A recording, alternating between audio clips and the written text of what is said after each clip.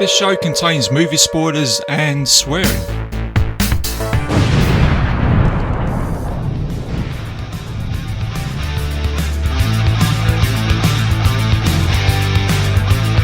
Hello and welcome back to another episode of Bitesize Cinema. I'm your host RJ McCready, and for this episode I'm going to take you back to 1989 to visit the, I guess you could say, cult movie now with Patrick Swayze, and that is Roadhouse. And joining me today for the show is Gary Hill, who actually recommended this movie today. So Gary, welcome to Bitesize Cinema.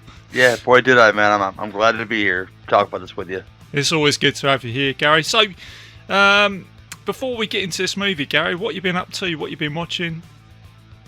Oh, I've been gearing up for Duncan Yeah. Summer Series, and this is a popular thing because there's so many of our colleagues that are into that, and I dropped myself out of here to this year because I was overwhelmed with new projects taking off and trying to get those done and prepped and ready to go, and yeah, that's so. I've been watching 2012 horror films, so there's been some decent ones in there and some artsy ones. A lot of ones for the first time for me. So there's that, including The Battery, which I watched today. It was a really good film. I'm just trying to think of 2012 wasn't that long ago, but I'm just trying to think of some horror movies from that time now. So I'm actually scratching my head with that one now. Oh. Yeah, I watched the Maniac remake today too, which people are a fan of, and they should be. But there's Elijah Wood. To me, it will never be a replacement for the sweaty. He just looks like he stinks of sweat and like desperation. Mr. Joe Spinell. Nobody does it better, sir. You know, rest your soul in heaven or something. You know. Yeah, absolutely. Yeah, that's a cult movie. That is. It's like when they remade The Hitcher, wasn't it? With Sean Bean. He's from up north in this country, but nobody can do it better than Rutger Hauer in that movie. Man, it just seems like he just wants to kill you, doesn't he? Yeah. Oh yeah. And like so natural too. He's like, yeah, I'm gonna kill you. He's just like very, very natural. It's almost like the director on that movie back in the day said, Rutger, we don't actually want you to kill this guy. Okay, that's fine. I'll hold back. But dude, I literally wanted to eat some fingers in the diner. Oh, yeah. Real fingers. Yeah, that's a movie. Because Rutger said so, you know. Oh, that's one I might have to cover one day, actually. Yeah, that thing, yeah, the chip. I never eat chips again in the same light. I think if you're a fan of that movie, you just kind of go, oh, yeah. Portion of chips with some ketchup. You know, that girl, drawn and quartered, okay? Not like, let's not say let's maybe do it. I mean, do it for real. Drawn and quartered between two trucks. Come on now, just do it, man. Have you seen Psycho Gorman yet, Gary? I'm not a fan of the PG like other folks are. I like it okay. I like it for what it is. But there's only so far I can take those children without wanting to murder them, especially the little girl. And the children were similar in the Shyamalan movie, The Visit, but at least at one point in time, the little freestyling hip hop boy got a dirty diaper in his face, and we all laughed at that, right? It was pretty funny. Funny enough, The Visit, I watched that because that's my daughter's favourite movie, who's now 16 years old. I think she watched it when she was 14. She loves it. And we watched it the other day because I haven't seen her for a long time since, with lockdown and everything. And she said, Dad, I just want to watch The Visit with you. I went, okay, let's watch it. And I forgot about that diaper scene. Fucking so hilarious. Funny. He's like, I can't move. I'm paralysed. I'm just stood there. I'm sure if someone was chucking a diaper in my face, I wouldn't be paralysed. I have a question for you. Have you secured your RJ McCready action figure yet? The NECA one. Well, very kindly from the grandson who actually wrote the book, which is a little shout out to John Campbell Hammond, who's treated me to an RJ McCready figure because we'd got this lovely Outpost 31 page where people gift stuff, and he's gifted me a figure, so it's on its way So yes. Amazing. I'm glad you're getting one. It's a nice. I've been looking for one. It's a nice looking toy. It is, yeah. Throwing that back to you, Gary. Have you been able to get back to your horror conventions? Because I know that you love collections and autographs and all that sort of stuff. I went to one some months back. They got one of them happening for sure. End of August. Beginning of August and end of July. So if you're in the Chicagoland area, you want to come have a pint at Flashback Weekend, I'll gladly oblige you. We'll hang out together. You know. Yeah. Oh yeah, I'm just a few thousand miles away there, Gary. But yeah. Yes, you are. Yes, you are. And another question, I've got to ask you this one because I spoke to Bo Ransel about this on the last episode, and Army of the Dead, man. Oh, God. I don't like it like other people like it. I mean, it's a lot of flash. I mean, I'll give you that, but you know, in film, there's a thing called editing. I mean, it's as campy as the film we're going to talk about. You know, somebody took time to edit certain parts out of the movie, and I think that he had a real problem with editing for this movie because it for a 2.5 hour zombie picture, it really dragged for me, and I don't know what it is. It shouldn't have dragged like that though. Yeah, it should have had at least 90 minutes. Everybody said around about 90 minutes, and that would have worked just fine. Nice, quick edit. In fact, when I watched the film, when I got to the end of it, and there were bits I liked. I loved Tig Notaro in it. I thought she stole the show for all her time on screen. Very good. Yeah. I guess I'm your helicopter guy. You know what I mean? It's just hilarious. From what I understand, she filmed those scenes in like her backyard or something. Yeah. She was some kind of replacement person, like last minute. So they said, you know what? Give me a green screen. I'll film those scenes in my backyard or something. And she ended up killed it, man. It was good. Yeah. So she did a great job. But I actually thought that the beginning bit, when they actually have the outbreak, sorry for any spoilers if anybody hasn't seen it, I actually thought that would have... Just tell them what happened. Yeah, might as well. You got 2.5 hours to try and get through it anyway, so... that bit at the beginning, when you had the initial outbreak and you had these characters fighting their way out, I thought, actually, that would have made a better movie.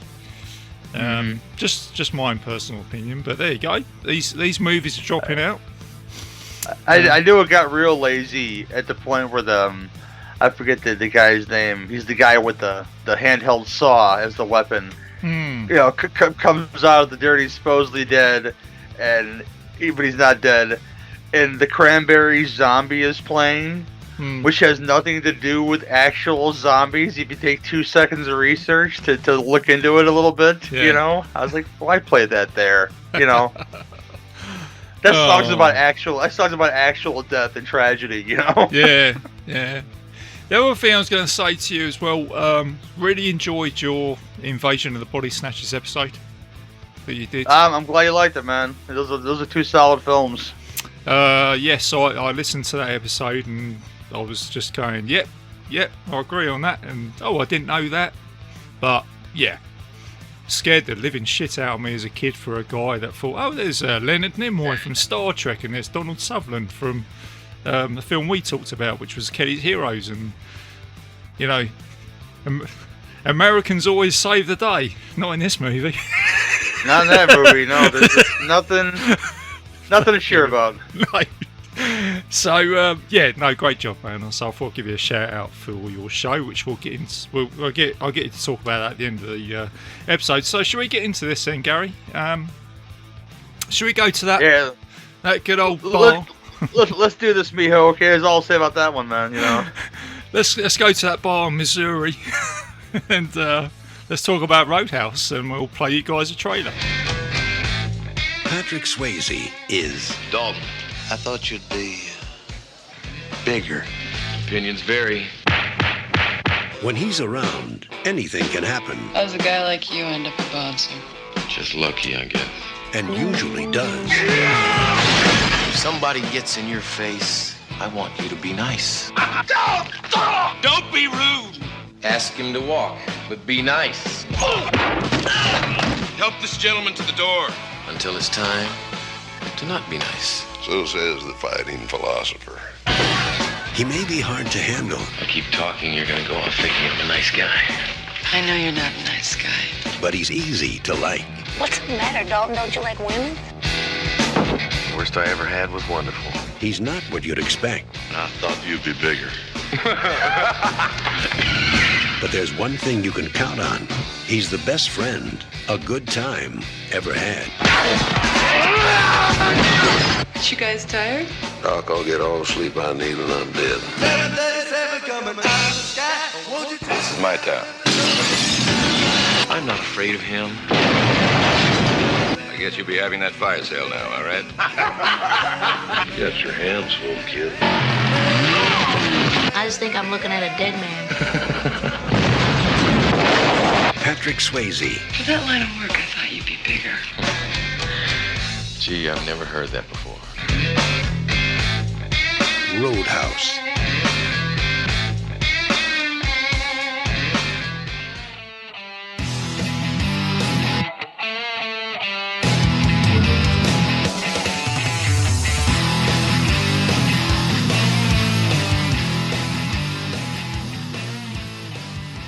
And welcome back, guys. So the synopsis of this film is: a tough bouncer is hired to tame a dirty bar. That's the short synopsis of this film. It's an action thriller. Come out in 1989. It's got a 114-minute runtime. And it stars Patrick Swayze, Kelly Lynch and Sam Elliott. And there are other actors in this movie, which we'll talk about in a minute. So, Gary, Roadhouse. This was a film that you chose to say, can I talk about this movie on Bitesize Cinema? So, what is it that you like about this film, Gary? Well, I gotta go to the man himself, Patrick Swayze, who's the guy who's always been in my life, you know, whether I wanted to be or not wanted to be, because my sister, she would watch Dirty Dancing on a loop in my house when I was younger. We're 3 years apart, so you know, you know, have an older sister, you know how that is. Yeah. You're watching what she's watching because she's bigger than you, and she could probably beat you up. Mm-hmm. You know. Yeah. So I watched old Johnny Castle there dance his way into, you know, our hearts and in minds, and, you know, be a badass in that movie, I guess. Yeah. But then you discover there's other Patrick Swayze films that you may enjoy, and then you run into like stuff like Next of Kin. Yep. And you run into stuff like this and Red Dawn, of course, and The Outsiders. See much better Patrick Swayze fare to be watching than Dirty Dancing, people. See what I'm saying? Yeah. Yeah, you go into this and like immediately, I mean, he's who you want to be. I mean, he's beating people up. He's good looking. Yeah, he's got not quite a mullet, you know, not quite something else, and he's getting cut, and he doesn't care. Like a look on his face, and you know, you're into him right away. This is the guy you want to be. I guess that's like the base of Roadhouse. But then you get other guys in the film, like that's the guy you want to be. That's the problem. I wanted to have Dan Bone on here with us, and if you listen to Dan Bone, I'm sorry, and congratulations on the baby, sir. By the way, Yeah, absolutely. Yeah. Congratulations, Dan. I forgot to mention that actually. Yeah. Very excited for you. Brother. But if you got three guys on a Roadhouse show, you're gonna have two guys fighting over who's gonna be Dalton, who's gonna be our next favorite guy, Mr. Wade Garrett, played by Sam Elliott. So you need to have a two-guy crew on a Roadhouse review, I think, or else people will be upset. I'd actually be Wade Garrett, because he just oozes cool, doesn't he, Sam Elliott? Yeah, man. And he actually nudged the memory for me yesterday when I watched this. Was a film that you're probably aware of, Gary. It's Blue Jean Cop, which probably came out around about this time. With it's called Shakedown in the States with Mr. Peter Weller. Ah, right, okay, yeah, and he just oozes cool whatever he does. He was also in The Mask as well, wasn't he? With or Mask, which would be the first time I seen him. You know, him riding into that motorcycle. He felt like Gar was like the coolest thing in the world. Yeah. You know, he's got that Who Wants a Mustache Ride T-shirt on, and you know somebody's gonna want one for sure as soon as he pulls up. You know, he just makes me want to grow my hair long, get a beard, and actually just dye my hair grey. Not that it isn't going grey, but you know what I mean, just grey a little bit more. See, he is the blueprint though, because if I could grow a decent push broom mustache, which I cannot, it's very thin up there, I would shave my whole beard off, man. Because let me tell you, if you get a good push broom going on like Sam Elliott, which has stayed even today, even today, you know.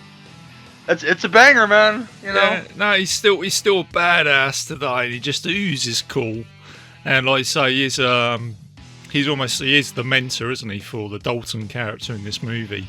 And you know, it's almost like Patrick Swayze. I was watching this thinking it's almost like a sort of foreshadow of what we're going to get in the 90s with someone. I'm just going to say someone like Jean-Claude Van Damme. I could have seen this type of movie with him in it. Just going on the films that you see with Van Damme in the 90s, if you know what I mean. Just yeah, but without the splits and the non-acting, you know. You know what I'm saying. I love Van Damme, but I can't compare the two as far as like, you know, God-given ability to do most things. I mean, if you look at Patrick Swayze and his life, and if you haven't seen a documentary called I Am Patrick Swayze and you're a fan, I recommend you watch it. You know. He's classically trained dancer, you know, like a horse, I don't know. I explain like a guy who's an expert at horses, but he's like a horse master in a way. Yeah. A wrangler. Martial artist. Yeah, martial artist. He's all over the board. You know, he's a guy you want to be, and but you're a pretty good guy too from people. And, and he was doing very well at this time as well, like you say. I mean, I actually like Dirty Dancing. Do you know what I mean? I grew up with that film, and I particularly liked Patrick Swayze in that film for the role that he portrays. Also, really liked him in Ghost as well, because I went to cinema and watched Ghost that. It's a blind spot for me. I've never seen it before. Really?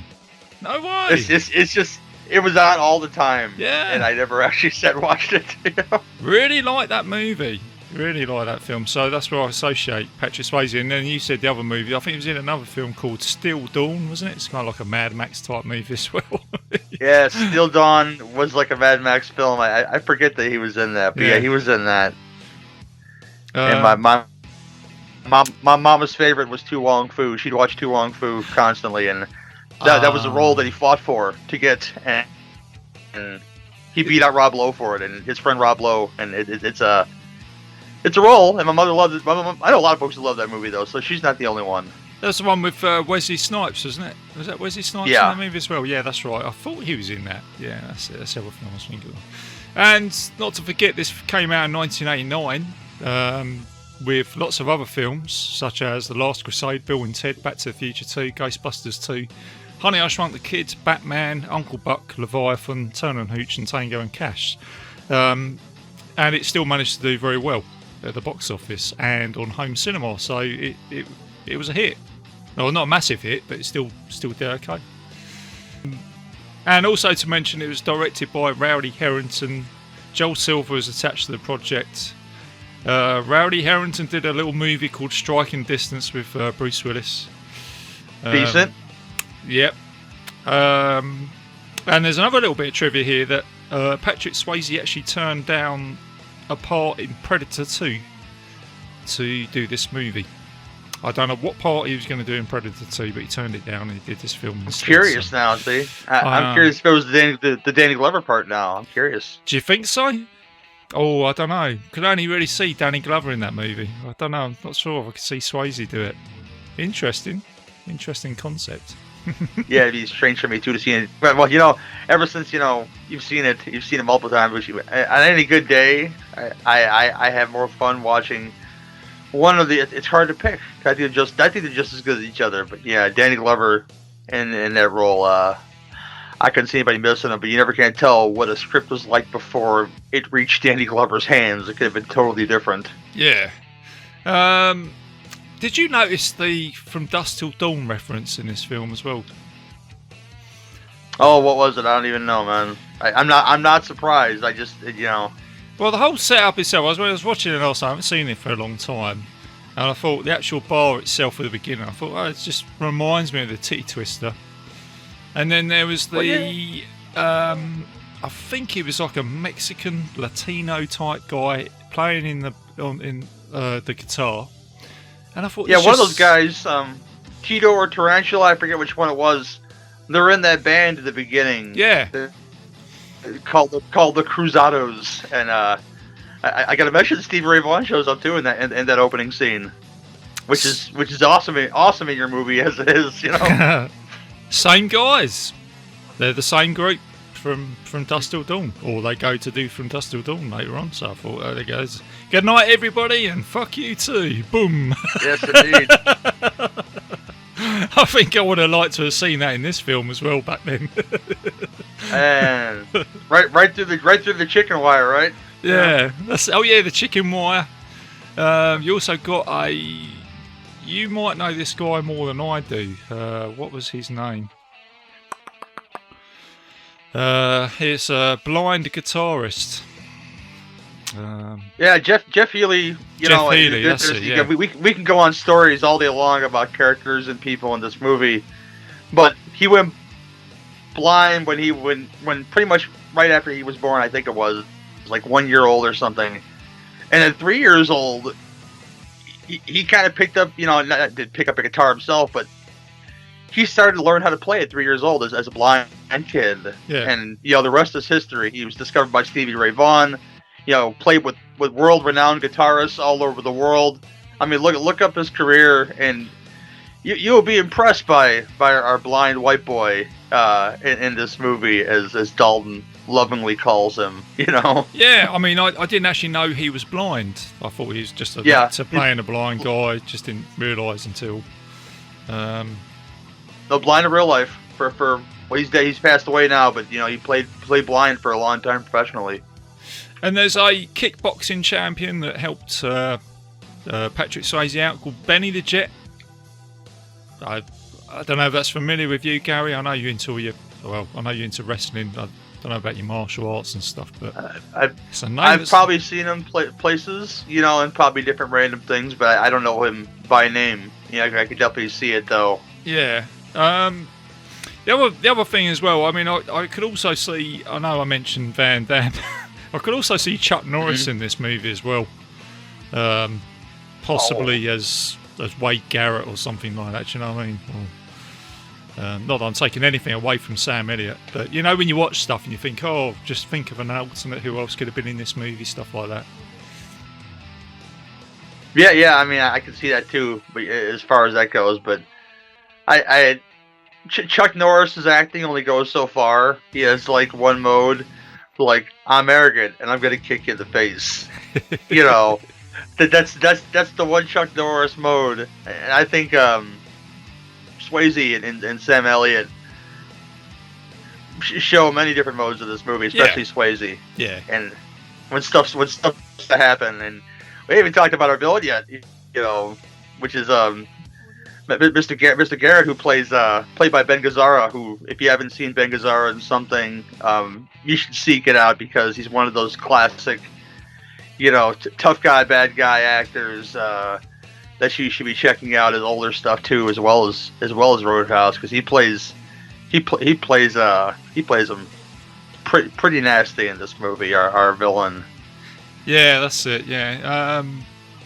It kind of, the actual film, I mean, the film has got a basic plot, hasn't it, really, of Dalton getting hired. He's a bouncer or a caller from New York who's got to go to the Double Deuce, which has been taken over in Missouri. And when I watched it, I thought it's kind of got a plot line which would be worthy of an A-Team episode. Yeah, kind of. You've got the small town bar guy who's being overrun by this guy. Pretty much owns the whole town, doesn't he? He owns the police. He's got his hand in all the pies. And I just thought, this is like A-Team material. Do you know what I mean? I could just imagine them turning up. That's Brad Wesley, and I'm sorry, I should know the name of the bad guy, but that's our bad guy in this movie. Brad Wesley, that's it. Yeah, that's the guy. Again, I just kept on seeing other actors in this as well. I could see, was it, who's the guy who was Khan in The Wrath of Khan? Ricardo Montalban. Ricardo Montalban, he was kind of oozing a bit of that as well, you know. I was just picking up on that. So, sorry, people, I'm just going into this RJ McCready alternate universe when I watch these films, especially with this Like one. what if it was Ricardo Montalban in that role? Come on. Yeah, what if he did have kind of the same swagger though, as far as the Ricardo Montalban goes. Yeah, maybe, I don't know. Maybe you could have had William Shatner as the Dalton character. But there you go. No, that's don't even do a lot of rolls and flips, and that's about all you're gonna get out of Shatner. So you imagine I'm grateful that didn't happen. I need to call it Wade Garrett's played by Leonard Nimoy. Fucking hell. No, don't. That's illogical. Oh dear. So you got the basic setup of this movie. So Dalton's hired, isn't he, to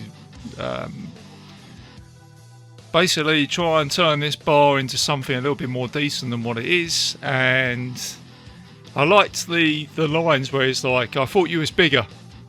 Yeah, every time he turns up, and I just thought that just seems like a sort of Snake Plissken line, doesn't it? Oh, I thought you was taller. Yeah, I mean, this is like the myth. Everybody knows who he is. That when he comes in, they almost the people that know who he is. And they do get. Yeah, I thought you'd be bigger, especially his friend.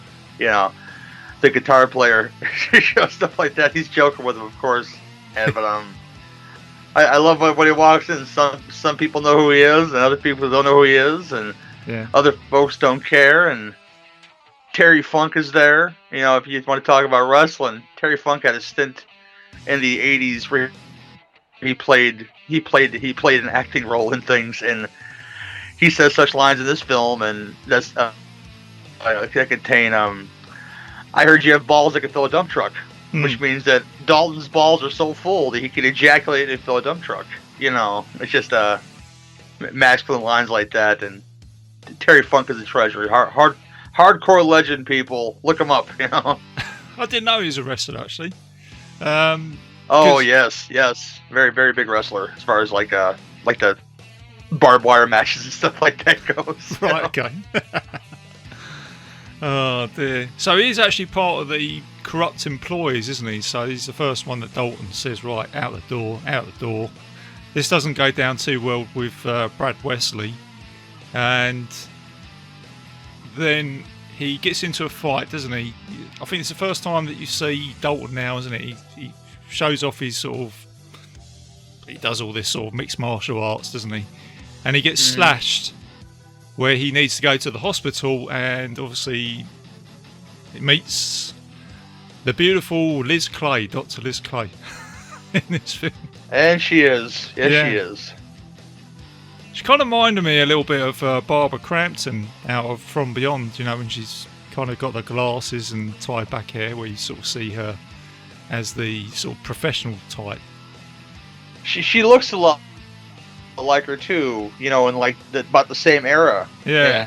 I noticed it too, as far as like even like facial features. She looks a lot like Barbara Crampton. Yeah, that's what I was picking up on. I just felt, oh, there we go. There's an RJ alternative going in there. Could have been Barbara Crampton. I would have liked that just as much. Yes, I would have. The beautiful Barbara Crampton. So you got your love story here as well, which they've thrown in there. I thought, and then I noticed that Keith David was in this movie as well, which I thought was quite underused in this film. He was supposed to have a much bigger part in the movie, as far as like the way he's introduced in the film is, as the bartender, the new bartender, Double Deuce, but he's supposed to be introduced in a different way, to where somebody's giving him some stack. He's a regular patron at the club, and Dalton steps in to help him out. And that's how they become friends, and he becomes the bartender. But that story is never seen on screen. It's one of those things that's edited out of the movie, because I think the original runtime was like over 2 hours. So he was forced by the studio to cut out certain things. Right. See, that's called editing, people. Nobody forced Zack Snyder to edit that movie. I think when you think about editing, I think Zack Snyder will always be brought up, won't he? Now.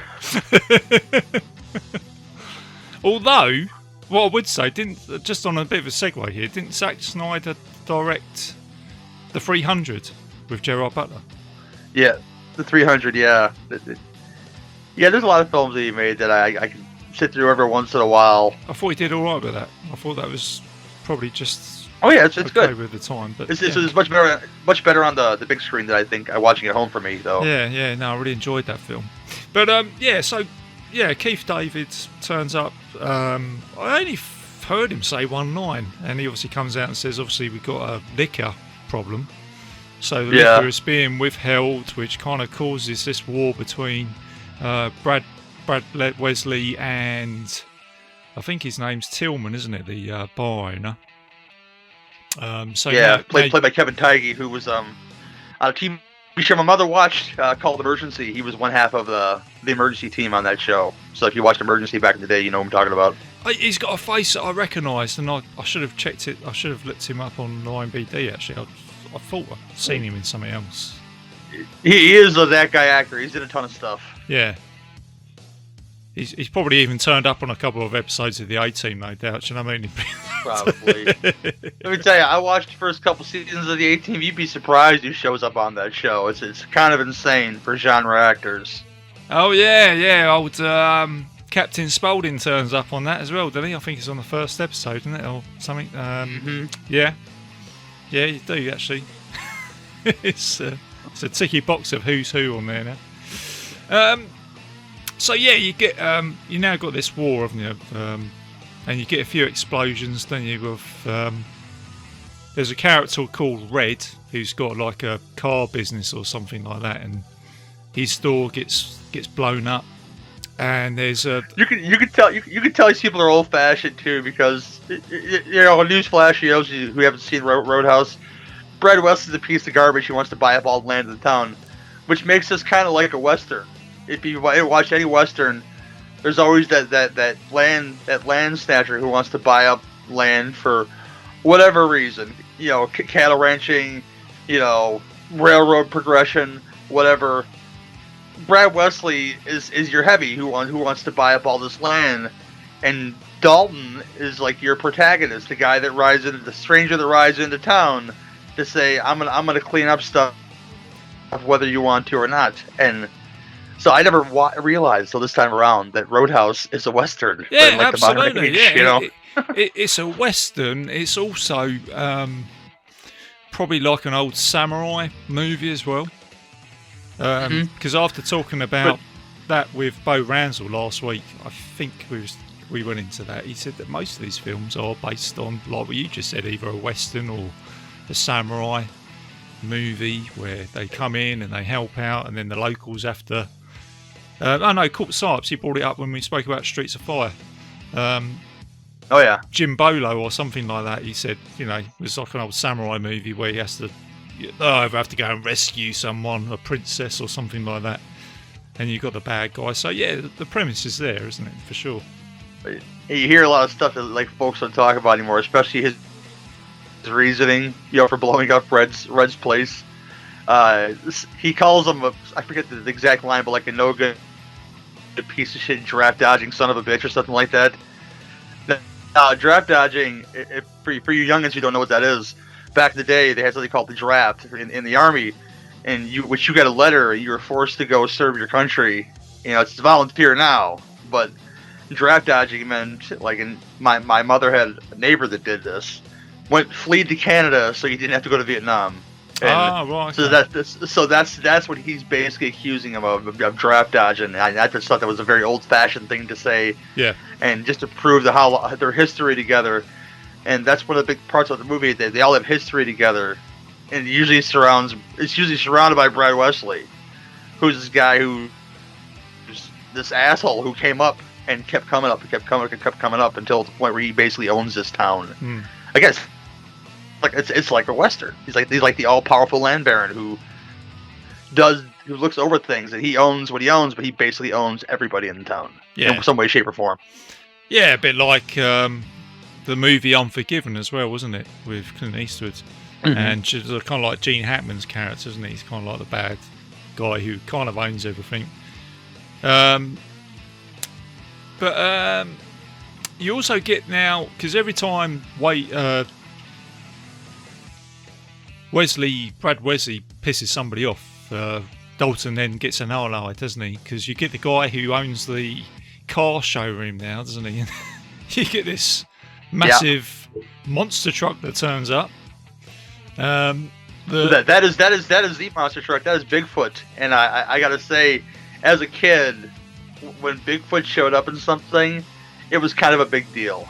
Because, there's a lot of monster trucks now. You have, like, Gravedigger and stuff like that. But Bigfoot was the first, like, commercialized monster truck.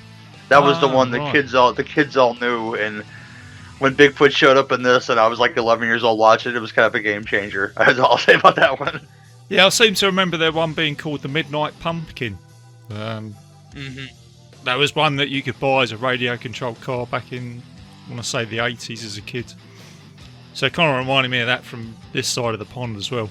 But yeah, like I say, that's what I mean. This film, you kind of get your $10 worth, don't you, with some of these action sets, don't you?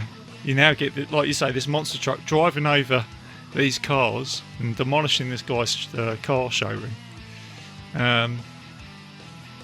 So you've got that, like I say, that Western setup now, where people were pissed off with him.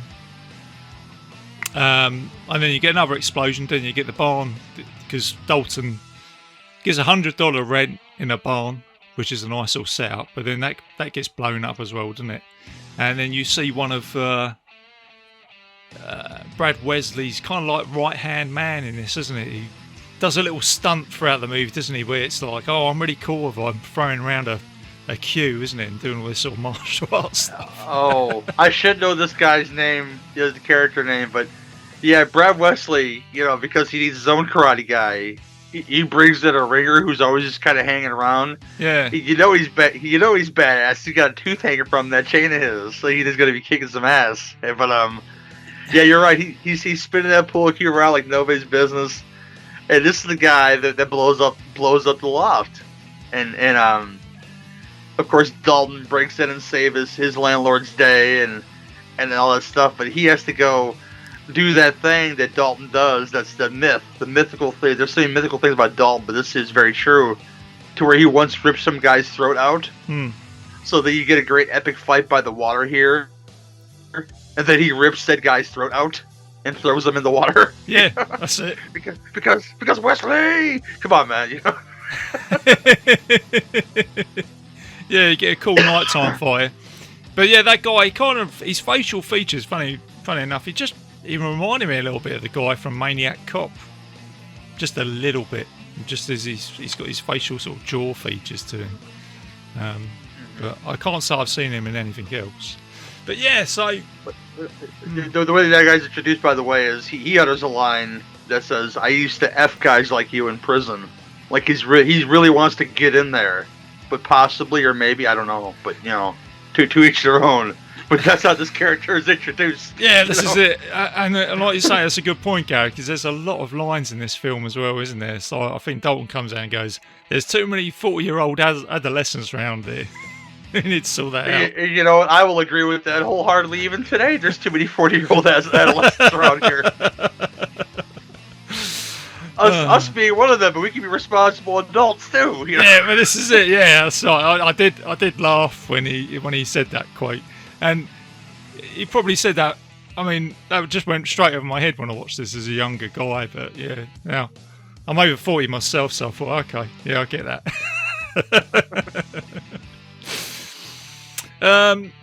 But he means the ones that he's got to go clean house with, though. Yeah, it's yeah.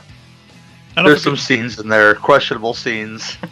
I forgot to mention he goes a little bit John Rambo in here as well, doesn't he? Because when he gets stabbed, he can sew up it, or he can heal his wounds, can't he, and sort himself out. He can patch himself up, and he has no reaction to pain either, does he? It's. Well, he is the cooler. He has to keep his cool, even possibly breaking an artery with getting stabbed. Oh, dear. So now you get this, with all this chaos in between in the middle part of the movie, You now got like a final showdown where Wade Garrett gets stabbed, he gets killed. He gets found in the bar. Initially he thinks he's alive, but he isn't. He's got that sort of typical knife, isn't it? As if it's like that whodunit thing. There's a knife with a message on it. And you get that final showdown now. Brad Wesley's, and he's got a whole house full of was it stuffed animals? Yeah, like stuff things he supposedly killed and stuffed and mounted.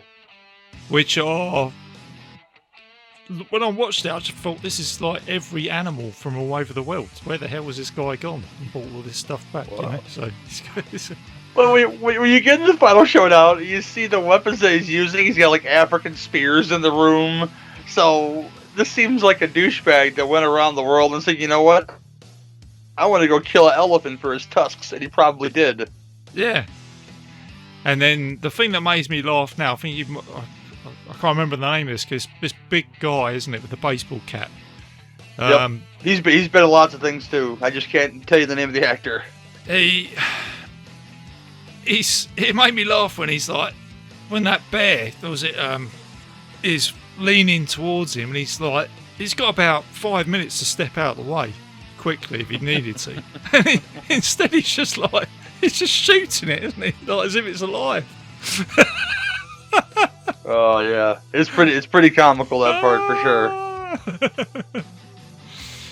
But then again, all of his supposed friends are getting murdered all around him by our hero here, and rightfully so. That they're shooting at him. He needs to act accordingly. So the fact that this bear is now moving, he may think it's alive. Yeah, in all of his stress.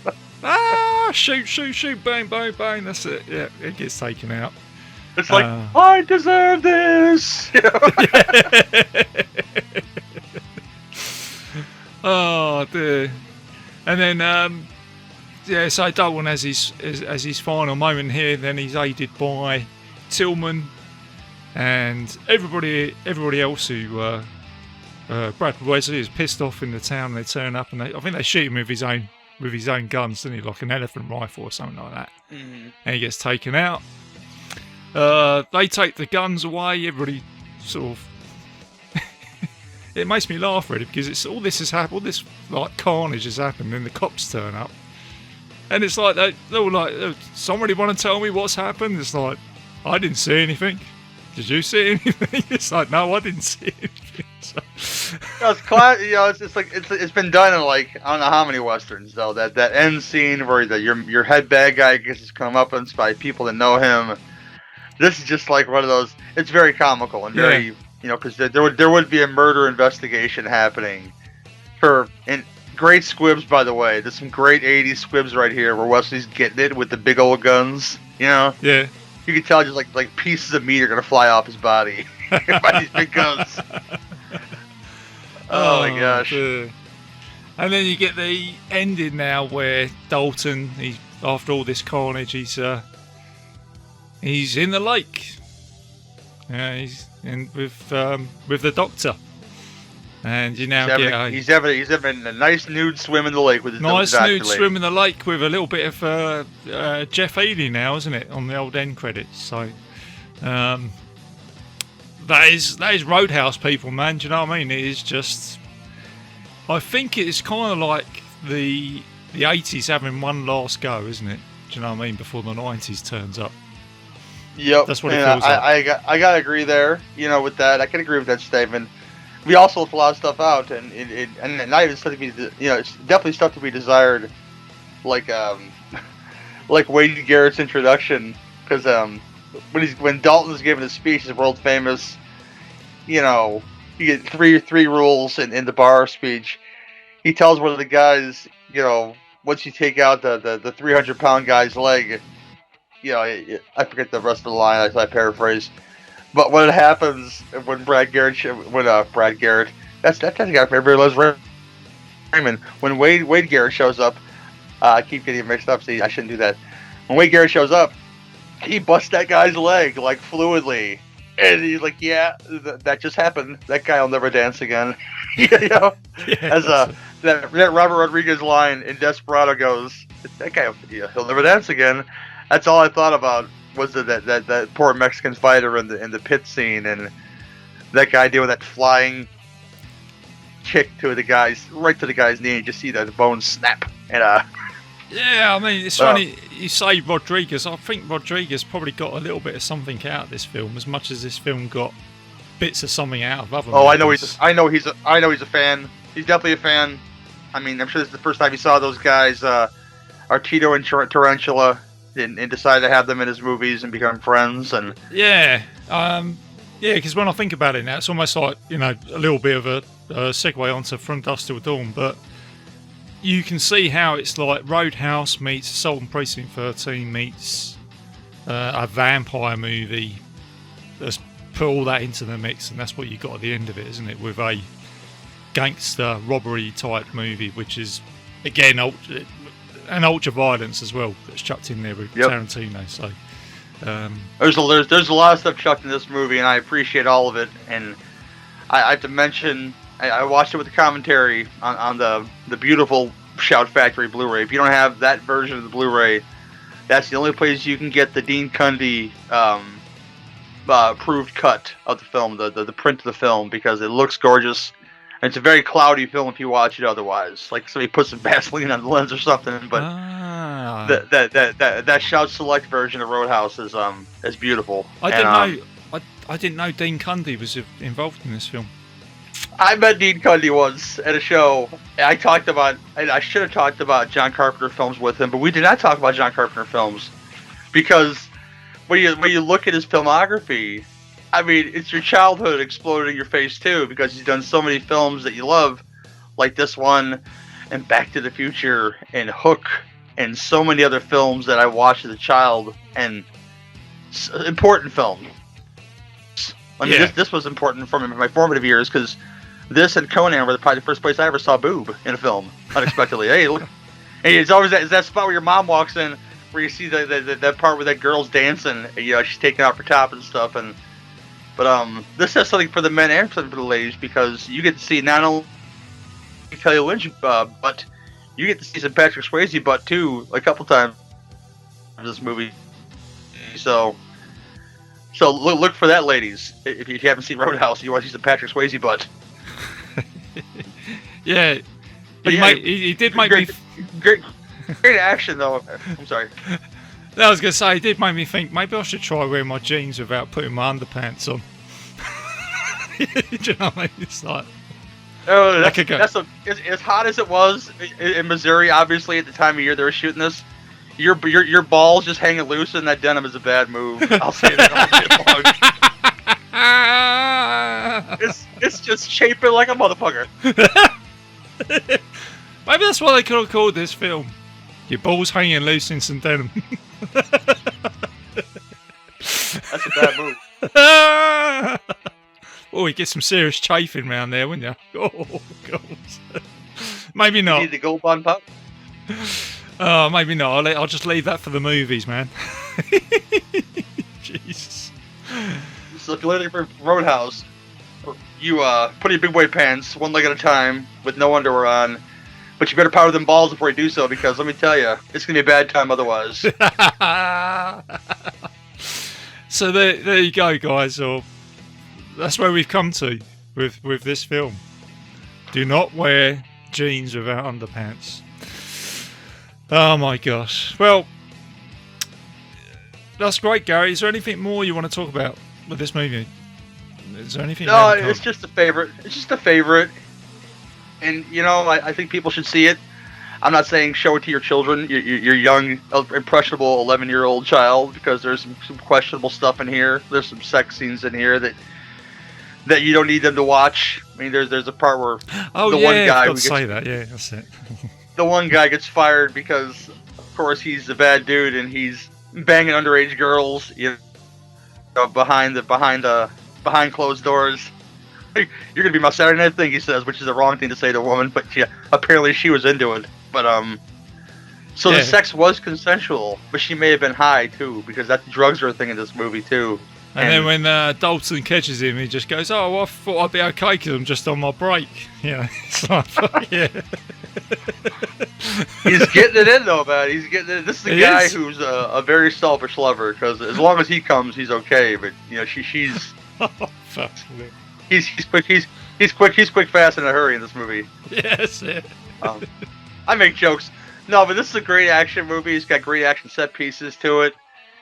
When it amps up, it amps up. I mean, you don't expect what happens next. You get a real Batgirl and Robin situation. He has to make a choice in the movie whether to save the good doctor or whether to save Wade Garrett.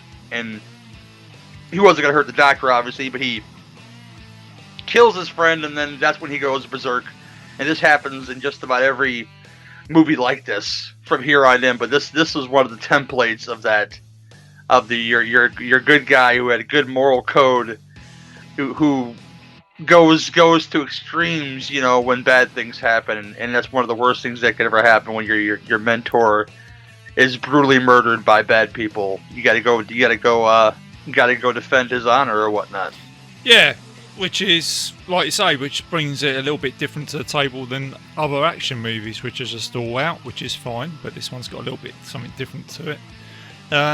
Also, as you mentioned, Dean Cundy's cinematography is really good. That's very evident in this film. Good soundtrack. It had a little bit of a budget to it as well, with like say $15 million, so it wasn't done on the cheap. And as I said at the beginning of the show, it did okay. So all round, if you haven't seen this film, go check it out. If you're into the 80s. You get your $5 worth, and like I say, you get a monster truck in this. You get some explosions and all that sort of stuff. So yeah, it's good. If you're feeling extra adventurous, okay, and I'm listening to the true cinephiles out there when I say this. There is a Roadhouse 2 out there. Oh if yeah, you guys are not aware of this. It stars Jonathan Skache, who some of you guys may know as the lead singer from The Wonders in That Thing You Do, and he was in that terrible Prom Night remake, but. He plays the son of Dalton in the movie, who is fighting a meth dealer / kung fu expert, played by Jake Busey in the movie. It's his bad guy in that movie. Wow. Not Gary Busey, but Ace from Starship Troopers shows up in this movie as like a meth dealer / kung fu expert who the son of Dalton must defeat, of course. And it's worth your time if you want to watch something really, really genuinely stupid.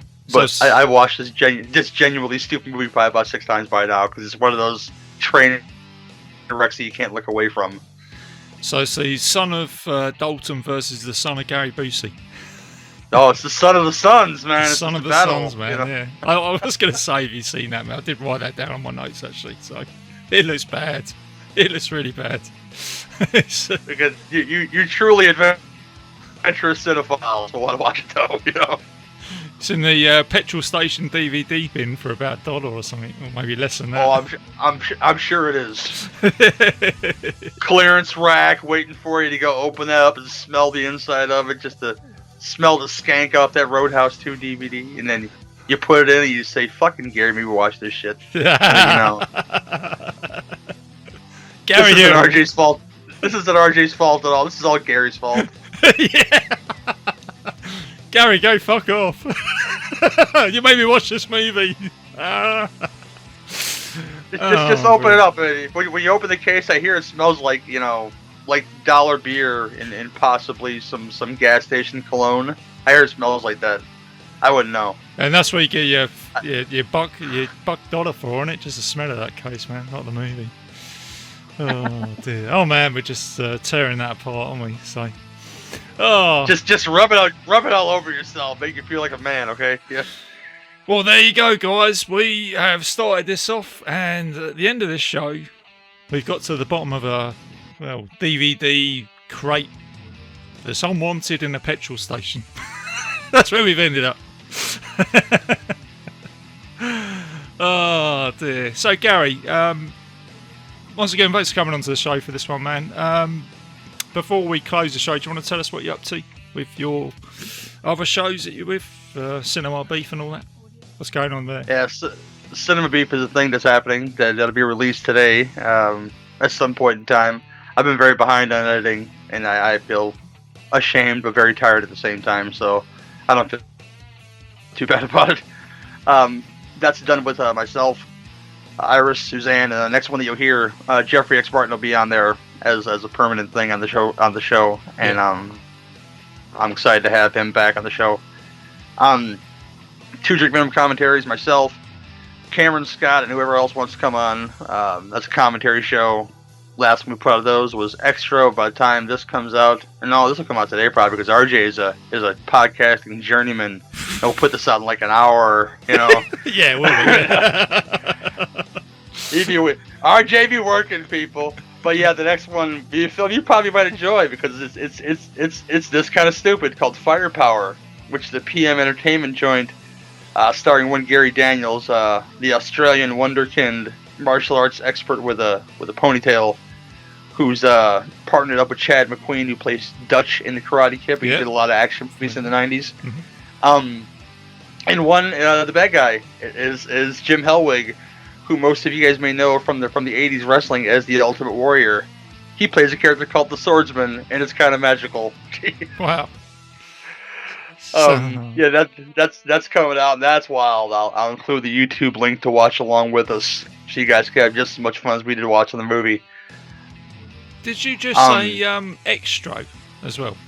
Did he just say? Yeah, Extra's out. Extra's definitely out. You guys can go check out Extra, and that's a very fun movie. Did you do that with Ricky Morgan? Ricky Morgan was on there. Yeah. Why am I not surprised? Jesus. It's very fun and very bizarre and very dumb at the same time. So if you haven't indulged in Extra, British video nasty, if I'm correct, isn't it? With some really, I think so. I don't want to say bad special effects, cheap special effects, but it seemed to work, and it's got a real sort of uncomfortable feel to it, I think, if I remember rightly, that film. It is a bizarre movie that goes some places. So if you haven't indulged in Extra, I could recommend watching Extra at least once or 6 times. Which, if I remember right, has got a sequel that's got nothing to do... Well, the two don't tie together, if I'm correct. I might be thinking another film, but I think Extra 2 wasn't as... Yeah. But. You're probably not that far off. Yeah. I haven't seen them. It's like the Watchers movies. The Watchers sequels have very little to do with the first one. Yeah, that's it. Corey Haim in the first one, and then the guy from V in the second one, if I remember rightly. I think Wings Hauser is in the third one, and it's a Predator ripoff, but it's kind of good. Oh, yeah, that's right. I don't think the second one. I don't think the first one made much money. They got a sequel. And the third one just came along, and I don't think it was the sequel that anybody was asking for, but you got it. So I don't know how that happened, but it did. It's a lot of sequels like that. I mean, it all goes down to they did well on home video, so I guess they made enough money to go make a low budget Watcher sequel.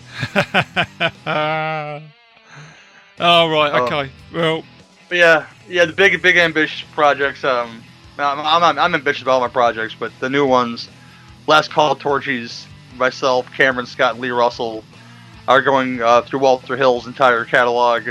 Walter Hill, if you don't know, he's a writer, director, producer of many things, and he had an amazing run, and he's still doing stuff today. But his are right out of the gate with Hard Times, and on to The Driver, and on to The Warriors, and on to Southern Comfort, on to Extreme Prejudice is a film that everybody should watch because that's an 80s film that has everybody in it.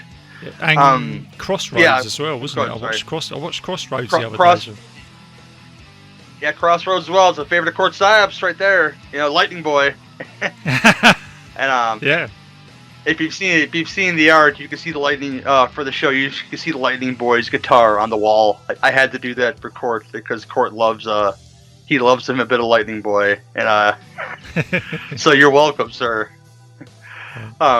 That Canary guitar, that Fender guitar.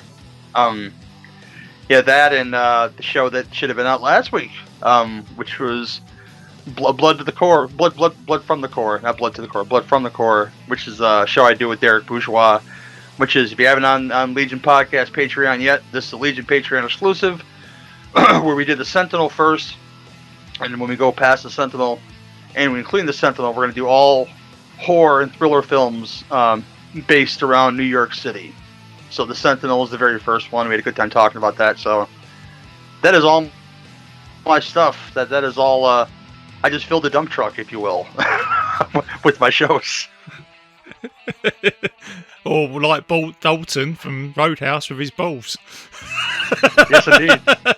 Those balls are very full, apparently. Yeah, exactly. There you go. And not powdered. They're just rubbing against that denim inside there. You know.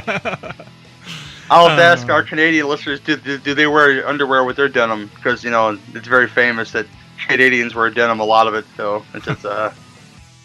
Oh dear. Well, there you go, guys. We got to a bit of denim, dump trucks, and all that sort of thing. So thank you, Gary. You mentioned this earlier, and I haven't mentioned it. I should have mentioned it on on the show.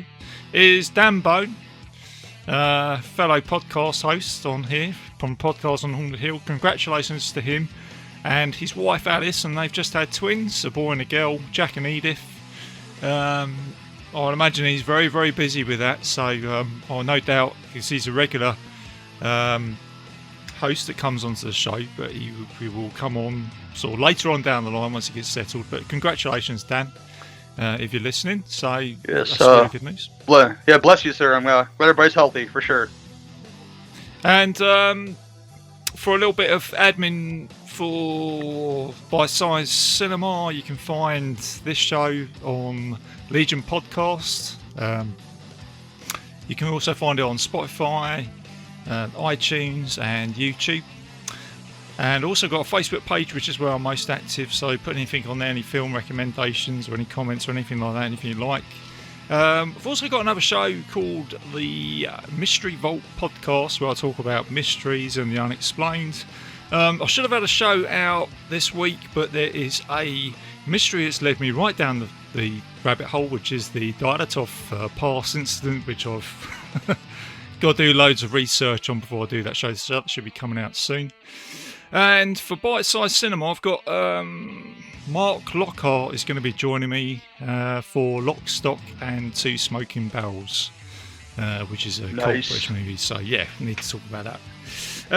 So there you go, guys. Hope you enjoyed that. Thanks again to Gary Hill for coming onto the show. Keep it bite-sized, keep it safe.